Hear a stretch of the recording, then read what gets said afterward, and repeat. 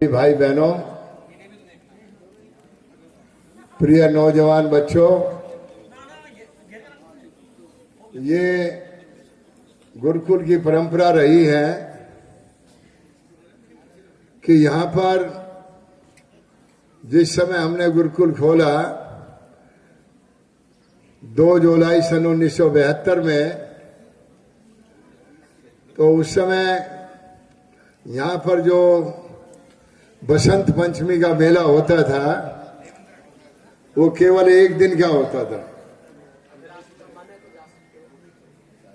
उसको मैंने सोचा बहुत शॉर्ट है और हमने इसको 3 दिन की योजना बनाई। 1 दिन मेला, 2 दिन हमारा गुरुकुल का कार्यक्रम, और उसमें ये प्रदर्शन, शक्ति प्रदर्शन, ये मैंने ही प्रारंभ किए थे सन 1972 से। तो आज भी मैं देख रहा हूं जनता धीरे धीरे आ रही है, बहुत आने की आशा है, और मालूम हुआ है स्वामी जी भी आ चुके हैं। तो ये जो संस्था है सभी दान से ही चली है, सरकारी इसमें योगदान नहीं है। और जो भी आप देख रहे हैं ये सारा लोगों के दानियों से ही तैयार हुआ है। हम 50 वर्ष जो है इस गुरुकुल के पूरे हो चुके हैं। 50 वर्ष में हमने कितनी तरक्की की। वैसे तो आपको ये जो पुस्तक का विमोचन हो रहा है इसमें भी आपको अंदर बहुत कुछ पढ़ने को मिलेगा, लेकिन मैं बताना चाहता हूं हमने एक झोपड़ी, एक छोटी सी झोपड़ी से प्रारंभ किया था। न यहाँ बिजली थी न पानी था, हम लालटेन रख करके अपना गुजारा किया हमने। अब मुझे याद है जहाँ हमारी यज्ञशाला है उसी जगह मैं और एक स्वामी जी जिनकी आयु 90 वर्ष की थी, हम दोनों रात को रुके। रात के 12 बजे एक शेर की दहाड़ आई, फिर एक जंगली सुअर, इक्कड़ सुअर, उसकी भी आवाज आई। 3 घंटे उनका मल्ल युद्ध हुआ और वो 3 घंटे चलता रहा। हमारी झोंपड़ी थी, उसी के पीछे लड़ाई हो रही थी। हम भी बैठ के गायत्री माँ का जप कर रहे थे और अंदर से भय था कहीं ऐसा ना हो ये लड़ते लड़ते हमारी झोपड़ी के अंदर ही आ जाए। तो वो दृश्य हमने देखा। और आज भी जैसे आपने देखा होगा वीर भरत शेरों के दांत गिनता था, वो स्थिति आज भी यहां है। 3 दिन से एक हाथी ने यहाँ डेरा डाला हुआ है। हमारे गुरुकुल के कार्यकर्ता राजवीर जी, राजीव जी और देवेंद्र जी आदि रोज जाके पानी जोड़ते हैं। वो हाथी पाइप को तोड़ के बाहर फेंक देता है, लेकिन कोई बात नहीं, संघर्ष किया है। तो इस कण्वाश्रम को, मेन बात यही मैं कहना चाहता हूं, ये कण्वाश्रम विश्व की एक धरोहर है। इसमें जब नेहरू जी जो हैं रूस गए थे तो उनका स्वागत किया गया और उनको रशियन भाषा में एक नाटक दिखाया गया जो कि कण्व ऋषि का शकुंतला का नाटक था। जो वहां के ख्रुश्चेव प्रधानमंत्री थे, उन्होंने पूछा ये इतना सुंदर आश्रम कहाँ है? तो नेहरू जी चुप हो गए, उन्हें मालूम नहीं था। वो जब दिल्ली आए, उन्होंने उत्तर प्रदेश के उस समय मुख्यमंत्री थे डॉक्टर संपूर्णानंद, उनसे पूछा कि ये सुंदर आश्रम, कण्व ऋषि आश्रम कहाँ है? तो वह भी बड़े शर्मिंदा हुए। वैसे साहित्य के विद्वान थे, उन्होंने कहा मुझे भी मालूम नहीं, मैं इसकी खोज करूंगा। एक बार वो जा रहे थे हरिद्वार, चंद्रमोहन सिंह नेगी उस समय वन मंत्री थे, उनके साथ थे। जब ये नदी पार करी उन्होंने, और नदी पार करके जब जा ही रहे थे तो अकस्मात ही नदी हुई। तो उन्होंने पूछा इस नदी का नाम क्या है? उन्होंने बताया मालिनी। डॉक्टर संपूर्णानंद जी ने कहा गाड़ी रोक दो, यदि यहां मालिनी है तो यहीं कण्वाश्रम होना चाहिए। और वे उनको फिर नेगी जी यहां लाए। ऊपर उसका शिलान्यास आपने देखा होगा, उसका शिलान्यास रखा। लेकिन मैं कहना चाहता हूं, यह बहुत दुख की बात है कि तब से आज तक कण्वाश्रम की कोई विकास नहीं, वही दुर्दशा है। सरकार कई बदली है मेरे सामने, लेकिन किसी ने भी इसके लिए कोई कार्य नहीं किया। बसंत पंचमी में बड़े बड़े कई मुख्यमंत्री आ लिए, हमारे यहाँ भी आए, लेकिन कोई सहयोग करने का नाम नहीं है। इस साल भी कई बड़े बड़े नेताओं ने मुझे कहा हम आएंगे, उनका हमने फोटो लगा दिया, होल्डिंग लगवाए, लेकिन उनमें से एक भी नहीं आया।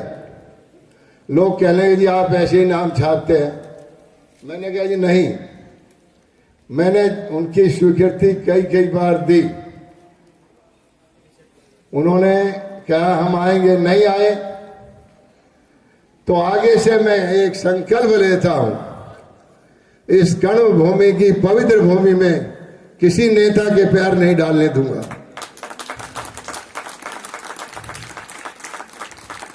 हमें यदि सम्मान करना है तो ये बैठे हुए सारे विद्वान हैं,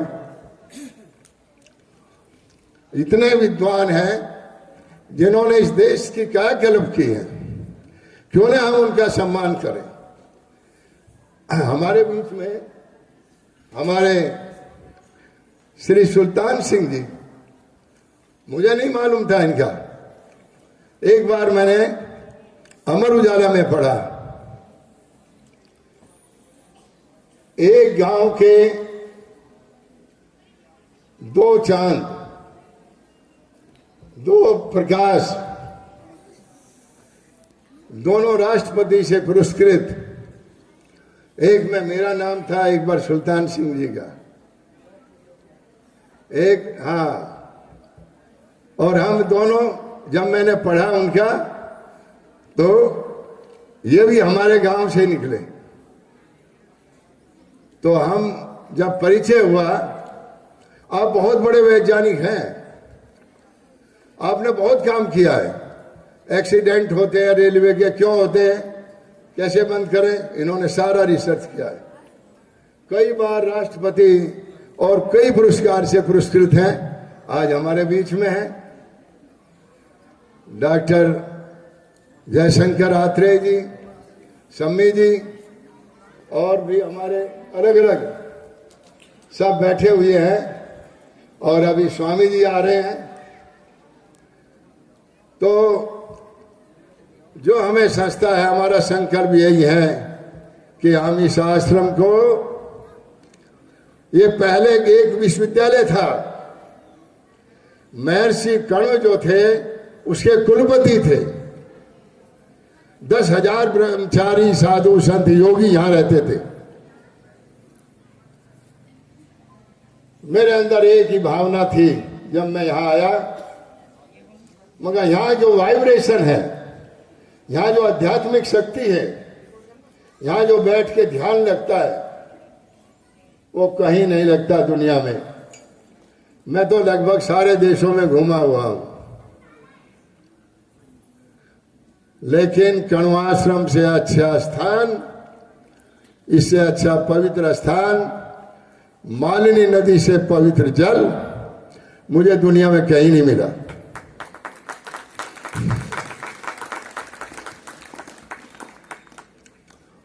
तो इसको हमें फिर हमें वैसा पैसा नहीं चाहिए। एक कहते हैं ना, बूंद बूंद से घड़ा भरता है।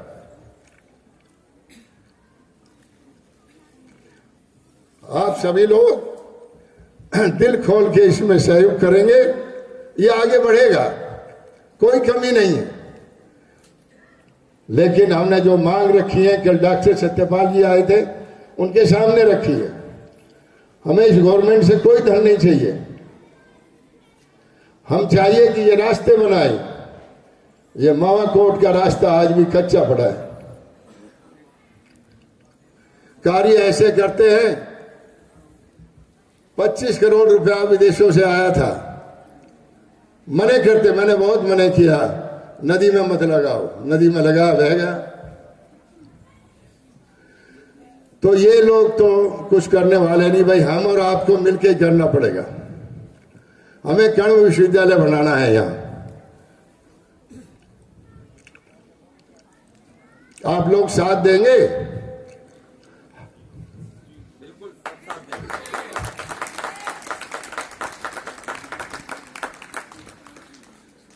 तो मैं चाहता हूं कि दुनिया के लोग यहां आए, विदेशों से यहां शिक्षा लेने आए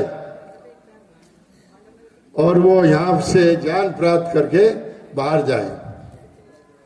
तो मैं पुनः आपका स्वागत करता हूं कि आप लोग पधारे और आप आइए।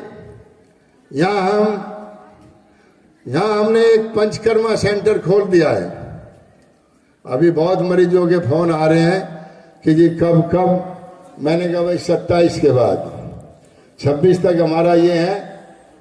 और कल जो है डॉक्टर सत्यपाल सिंह, उन्होंने उसका उद्घाटन भी कर दिया है। यहाँ पर असाध्य से असाध्य रोगी आए, हम उनको ठीक करेंगे, ये मेरा विश्वास है।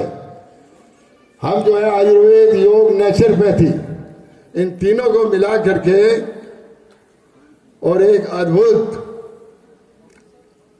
जो है चिकित्सा करते हैं। और यहाँ का पानी, आब हवा वास्तव में दुनिया से अलग है। कई मरीज तो विदेशों से आए, बिना दवा के ठीक होके चले गए। तो यहाँ पर 27 तारीख से ये हमारा ट्रीटमेंट चलेगा पंचकर्मा का। और कोई भी वैसे भी रोगी आते हैं, बहुत असाध्य रोगी मेरे पास आते हैं, कैंसर के, अल्सर के, वो सब का इलाज यहाँ पर है। और हम लोग इस पर ध्यान देंगे, शिक्षा पर ध्यान देंगे, ब्रह्मचारियों को तैयार करेंगे, योग को तैयार करेंगे। एक चीज है, मैंने यही गवर्नमेंट से कल भी कहा, निवेदन करा कि इस आश्रम के स्थान को पवित्रता बनाए रखना है। यहाँ मांस मदिरा नहीं होनी चाहिए 5 किलोमीटर के अंदर। कल भी मैंने दिया, सारे मुख्यमंत्रियों को मैंने लिख के दिया। और यहाँ पर एक आध्यात्मिक केंद्र बने, आगे बढ़े, यही मेरी कामना है। धन्यवाद।